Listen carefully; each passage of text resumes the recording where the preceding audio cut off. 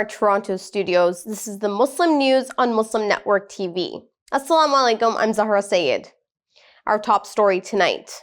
A 42-year-old woman has been charged with attempted murder for attempting to drown a 3-year-old Palestinian-American girl in Texas.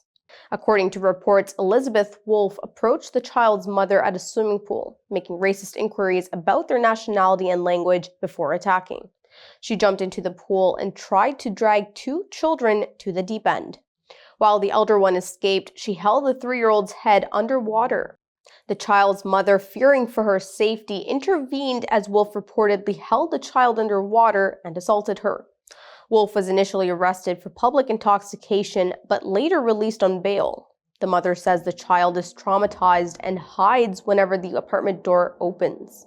The incident has sparked outrage, with calls for a hate crime investigation and heightened bail conditions. Shema Zayan, operations manager of the Texas chapter of the Council of American Islamic Relations, or CARE, is seeking a hate crime probe and a higher bail bound against the accused. She has also urged an open conversation with officials to address this alarming increase in Islamophobia sentiment.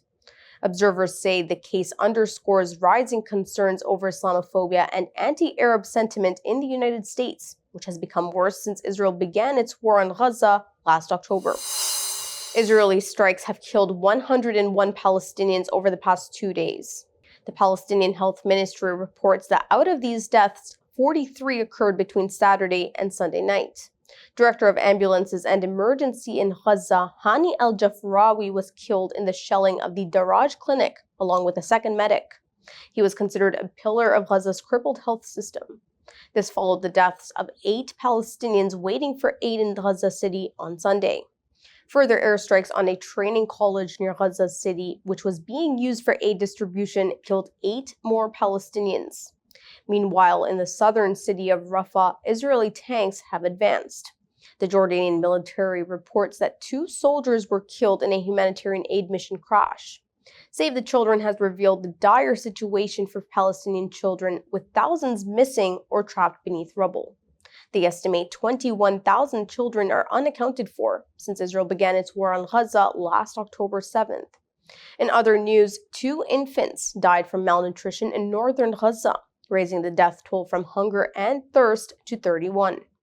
Overnight Israeli raids in the West Bank led to the arrest of at least 40 Palestinians, including a legislator and a 12-year-old child. Since October 7th, 37,598 Palestinians have been killed, with 86,032 wounded. Israel stands accused of genocide at the International Court of Justice, whose latest ruling ordered Tel Aviv to immediately halt its military operations in Rafah. 2 U.S. Air Force members have publicly opposed U.S. policy regarding Gaza, citing moral objections. Larry Hebert and Juan Betancourt have requested conscientious objector status, expressing dismay over U.S. support for Israel. Hebert was moved by the plight of a young girl in Gaza, drawing parallels to his own daughter, and criticized the billions in United States military aid sent to Israel. Betancourt says he was shaken by images of civilian casualties, including a fellow soldier's extreme protest. He has declared that he can no longer serve in military supporting a genocide. Both men highlighted the need for ethical considerations in military operations. Their requests for conscientious objector status now awaits Pentagon review, marking a rare public dissent within the U.S. military ranks. Legendary musicians Roger Waters and Yusuf Islam joined a concert in London dedicated to raising awareness and solidarity for Palestine. The event, which also included rapper Low Key, featured powerful performances and speeches, highlighting the hardships faced in Gaza and occupied territories. Waters delivered a moving rendition of Wish You Were Here, transforming the song into a poignant anthem for Palestine. Yusuf Islam emphasized the plight of children in Gaza, stressing the moral imperative to protect innocent lives. He praised the unity shown at the concert while condemning political leaders for perpetuating violence. Oh, baby, baby, it's a wild world. I'll always remember you like a child. Oh, baby, baby, it's a wild world. It's hard to get by just upon a smile.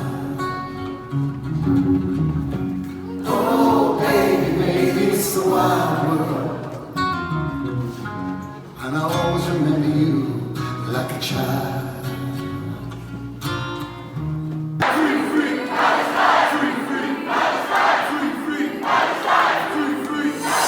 The Supreme Court has upheld a federal ban preventing anyone placed under a domestic violence restraining order from possessing a gun. The ruling in the U.S. versus Rahimi, supported by 8 justices to 1, with Clarence Thomas dissenting, will leave in place legal protections against a major source of gun violence in America.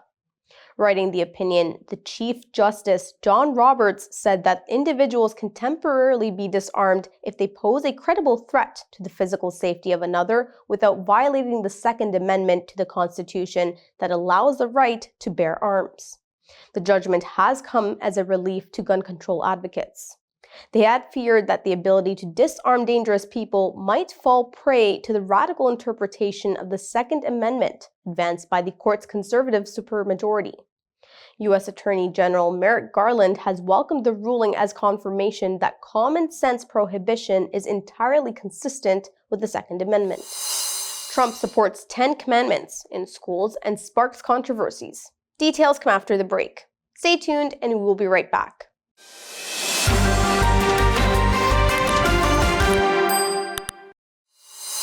Welcome back. Republican presidential nominee Donald Trump has endorsed displaying the 10 Commandments in public schools, echoing Louisiana's recent law. At a Faith and Freedom Coalition event in Washington, he emphasized values like "thou shalt not steal." He called the 10 Commandments incredible stuff and criticized opposition to the displays as emblematic of what he described as a crazy world.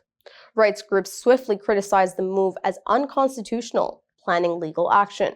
The endorsement aims to strengthen Trump's evangelical base despite his mixed stance on issues like a national abortion ban.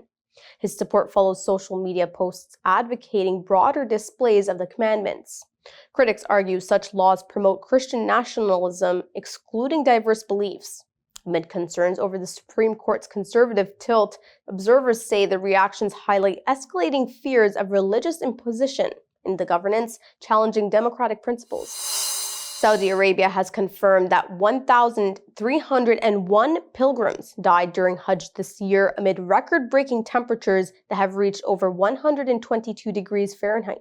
Saudi news agency SPA reports that over 3/4 of the dead lacked official permits and faced direct sunlight without adequate shelter.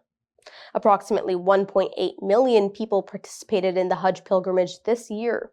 Egypt, Indonesia, and India have reported significant losses amongst their nationals, and casualties include 3 American Muslims. Saudi Arabia only recently acknowledged the deaths publicly. A French court in the city of Beauvais has sentenced a man to 12 months in prison for painting racist graffiti on the facade of a local mosque. French press reports that the man had written racist messages on the Hamza Mosque and the shop's wall. Beauvais prosecutor Frederick Trin said the perpetrator was also barred from possessing weapons. In December, he also wrote "Monkey in Red" on the wall of the Hamza Mosque. Beauvais Mayor Frank Pia has expressed support for the city's Muslim community and condemned the act as contrary to French values.